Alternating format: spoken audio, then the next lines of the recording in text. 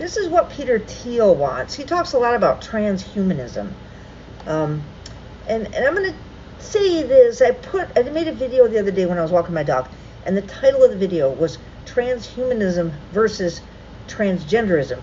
And I really wanted to get at why people hated trans people so much and thought it was just so against nature and all the rest, all the arguments against trans people, but yet accepted this shit.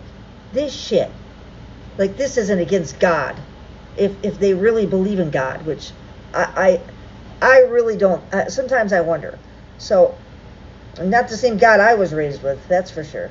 So this is transhumanism. Billionaires want to use tech to enhance our abilities. The outcomes could change what it means to be human. So many prominent people in the tech industry have talked about the increasing convergence between humans and machines in the coming decades. For example, Elon Musk has reportedly said he wants humans to merge with AI to achieve a symbiosis with artificial intelligence. His company Neuralink aims to facilitate this convergence so that humans won't be left behind. They're just stealing all sorts of shit from religion. They won't be left behind as technology advances in the future. While people with disabilities would be near-term recipients of these innovations, some believe technologies like this could be used to enhance abilities in everyone. These aims are inspired by an idea called transhumanism, the belief that we should use science and technology to radically enhance human capabilities and seek to direct our own evolutionary path. Disease, aging, and death are all realities transhumanists wish to end. They wish to end disease, aging, and death, alongside dramatically increasing our cognitive, emotional, and physical capabilities. Now, I'm not saying that sounds bad, right? I'm not saying it. I'm not saying it at all. Transhumanists often advocate for the three supers of super intelligence, super longevity, and super happiness. The last referring to ways of achieving lasting happiness, because all these billionaires have all this fucking money it doesn't bring them happiness. But the Beatles told us that a long time ago. There are many different views among the transhumanist community of what our ongoing evolution should look like. For example, some advocate uploading the mind into digital form and settling the cosmos. Others think that we should remain organic beings, but rewire or upgrade our biology through genetic engineering and other methods. A future of designer babies, artificial wombs, and anti-aging therapies appeal to these thinkers. These are the things that they want in these freedom cities.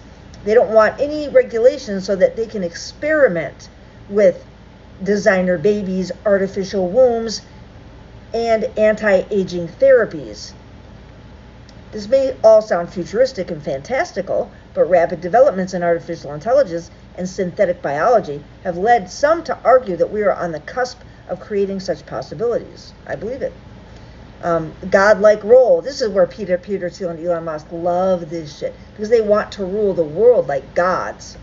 Tech billionaires are amongst the biggest promoters of transhumanist thinking. It is not hard to understand why. They could be the central protagonists in the most important moment in history. Creating so-called artificial intelligence, or artificial general intelligence, AGI, that is an AI system that can do all the cognitive tasks a human can do and more, is a current focus with Silicon Valley. AGI is seen as vital to enabling us to take on the godlike role of designing our own evolutionary futures. That's why companies like OpenAI, DeepMind, and Anthropic are racing towards the development of AGI, despite some experts warning that it could lead to human extinction. In the short term, yeah, that's what I said, that it could lead to human extinction.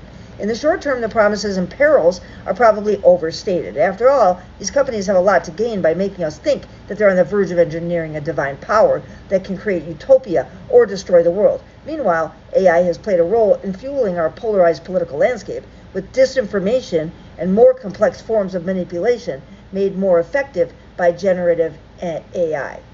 Indeed, AI systems are already causing many other forms of social and environmental harm. AI companies rarely wish to address these harms, though. If they can make governments focus on long-term potential safety issues relating to possible existential risks instead of actual social and environmental injustices, they stand to benefit from the resulting regulatory framework. But if we lack the capacity and determination to address these real-world harms, it's hard to believe that we will be able to mitigate larger-scale risks that AI might hypothetically enable.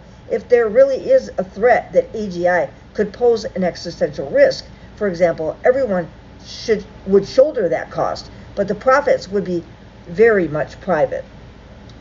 Familiar story, right? This issue with AI development can be seen as a microcosm of why the wider transhumanist imagination may appeal to billionaire elites in an age of multiple crises.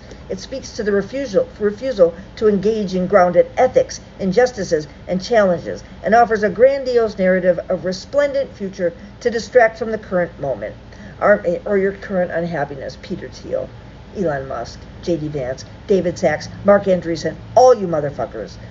Our misuse of the planet's resources has set in train a sixth massive extinction of species and a climate crisis. In addition, ongoing wars with increasingly potent weapons remain a part of our technological evolution.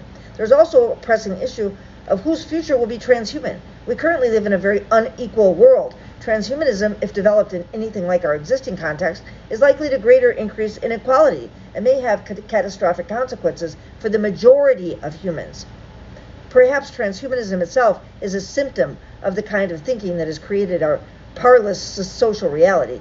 It's a narrative that encourages us to hit the gas, expropriate nature even more, keep growing, and not look back at the devastation in the rear-view mirror. If we're really on the verge of creating an enhanced version of humanity, we should start to ask some big questions about what being human should mean, and therefore what an enhancement of humanity should entail. If the humans is an aspiring God, then it lays claim to dominion over nature and the body, making all amenable to its desires. But if the human is an animal embedded in complex relations with other species and nature at large, then enhancement is contingent on the health and sustainability of its relations.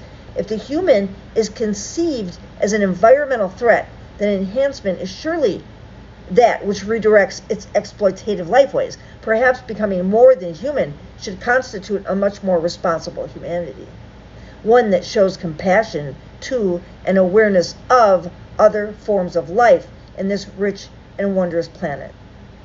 That would be preferable to colonizing and extending ourselves with great hubris at the expense of everything and everyone else. Thank you. This article was written by Martin LaMonica.